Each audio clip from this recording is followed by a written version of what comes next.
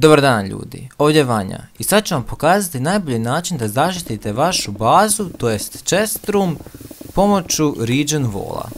I ovdje imate znači njegov primjer. Ovo je malo skuplja verzija i vidite znači ja svaki put kad uništim blok ili kad vaš znači enemy uništi blok sa TNT-em, blok se opet stvori. I vrlo je jeftin i jednostavan za napraviti. A sad ću vam pokazati kako da ga napravite.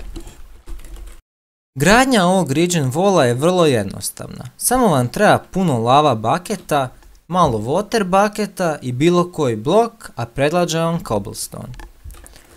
Prvo što trebate napraviti je da postavite ovako 4 cobblestona u krug. I tako ponovite oko vaše baze.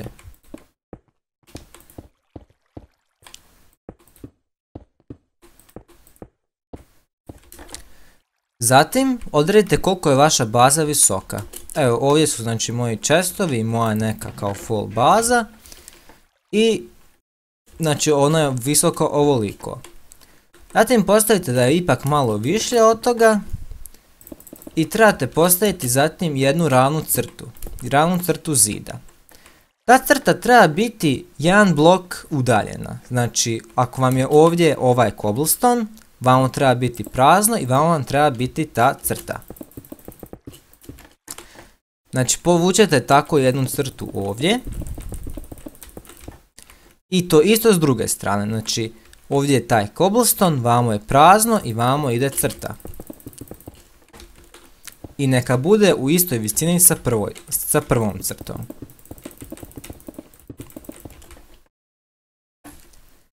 Nakon toga trebate uzeti vaš water bucket i postaviti svugdje gdje je ovaj, znači vidite kako vamo na primjer nema cobblestone, pa ima, pa nema, pa nema, pa ima. Svuda trebate postaviti vodu tamo gdje ga nema. Znači stanemo ovako i vamo ga nema, znači postavimo vodu. Znači dođemo onda vamo, tu je, dobro se ne vidimo od vode, ali znači tu je cobblestone i znači tu ne postavimo vodu. Zatim tu nema cobblestona i opet postavimo vodu, tu opet nema pa opet postavimo. Onda zatim vamo ima i tako znači do kraja. Ili ako vam je jednostavnije, znači dva put postavite pa ne postavite, dva put postavite pa ne postavite, dva put postavite i još vamo trebamo. I to isto napravite s druge strane, znači postavite ovdje. Pa preskočite, pa opet dva. I trebate da dobijete nešto ovako. Ako vam se voda izlije, predlažem vam da svu vodu smaknete i ponovo postavite. Jer ako se izlije, teško je popraviti. Zatim što trebate učiniti jest, bilo koju od ova 4 trebate podići u uvis do vode. Znači ovako podignemo to uvis. I još ovako.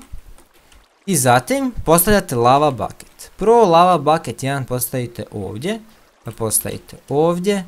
Pa kad se napravi postavite ovdje. Skočite znači opet postavite. I tako postavljate dok ne dođete do kraja. Isto to ponovite ovdje. Znači prvo vi sami cobblestoneom popnete se do gore.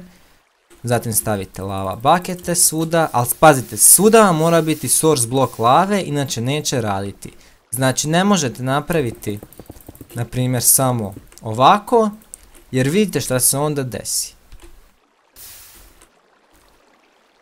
Znači nastane voda samo gore, a vamo dolje nigdje ne nastane. Znači morate lava bucket staviti svugdje.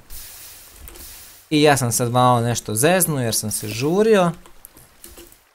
Evo vidite, vamo nam primjer fali jedan source, vamo vam fali, ali dobro, znači sad uglavnom znate kako to napraviti.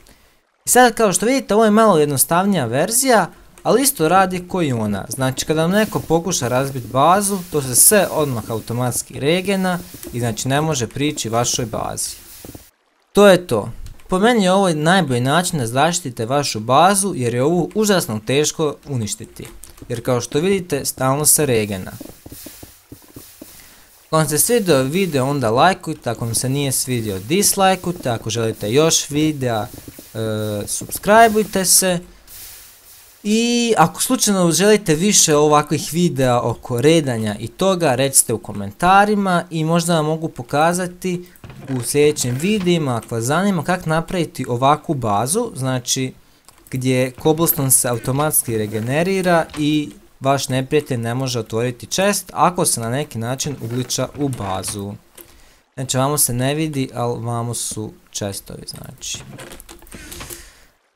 Hvala na gledanju i vidimo se u sljedećem videu.